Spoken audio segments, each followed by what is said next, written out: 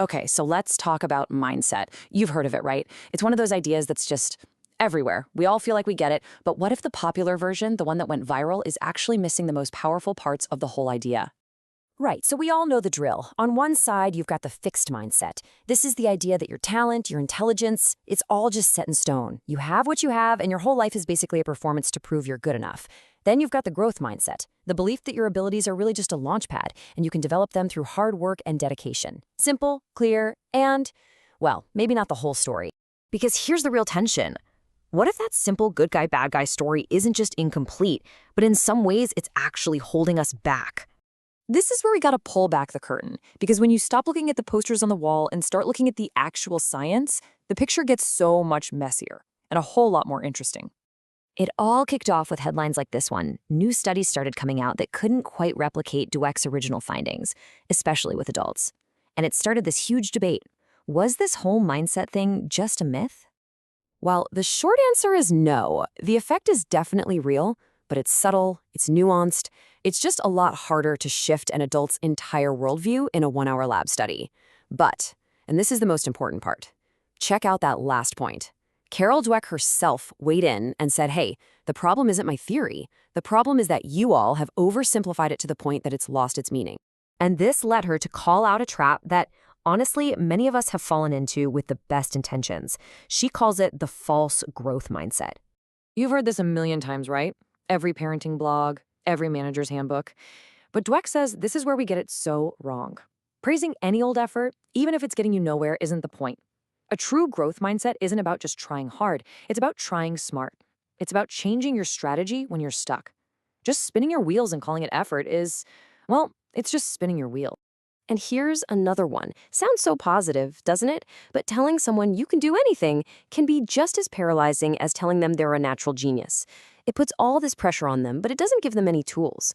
It completely skips over the actual strategies, the mentorship, the failures, and the real work that growth requires.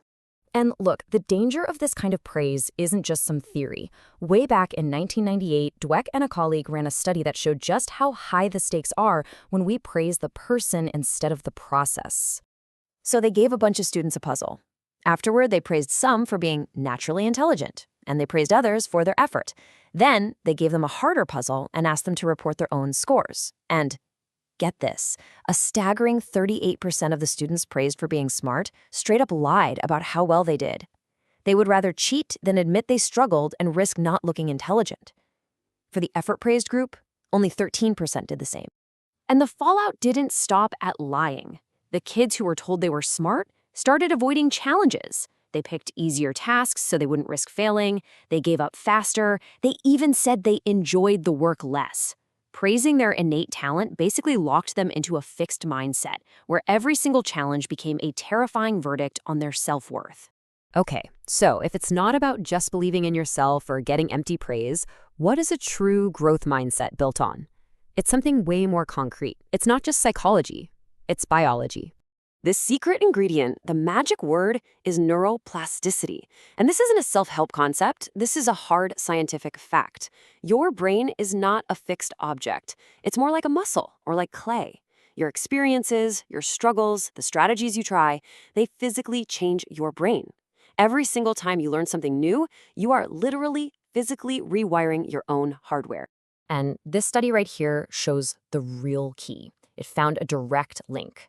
The more a person, in this case a teacher, understands the science of neuroplasticity, the fact that the brain can change, the more likely they are to have a true growth mindset. Knowing your brain can grow is the single most powerful catalyst for believing that you can grow. So this is the big pivot, the aha moment. A real growth mindset isn't just wishful thinking or some positive mantra. It's simply an accurate understanding of your own biological potential. It's accepting that when you struggle and learn, it's not just a feeling, it is the physical process of your brain forging new connections and getting stronger.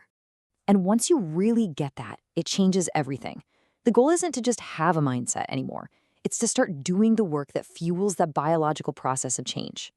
And a huge piece of that work is totally reframing how you think about failure. You know, the pop version just says, yay, mistakes are good. But a true growth mindset is way more specific. It knows that not all mistakes are created equal. You've got stretch mistakes, These happen when you're pushing just beyond what you can already do. That's the sweet spot for growth. Then you've got aha moment mistakes, where you suddenly realize there was a huge gap in what you knew. Even sloppy mistakes are useful data. They're telling you that maybe you lost focus or you need a better checklist. The goal isn't just to make mistakes, it's to become a detective and figure out what each one is trying to teach you. And really, all of this comes down to changing that voice inside your head. Dweck gives us a really simple but powerful 3-step process. First, just learn to hear that fixed mindset voice. We all have it. It's the one that says, I failed, I'm just not a math person. Second, as soon as you hear it, just recognize it's a choice. It's a perspective, not a fact. And third, this is the game changer, you actively talk back to it with the voice of growth. You say, okay, that didn't work. I haven't succeeded yet. So what's another strategy I can try?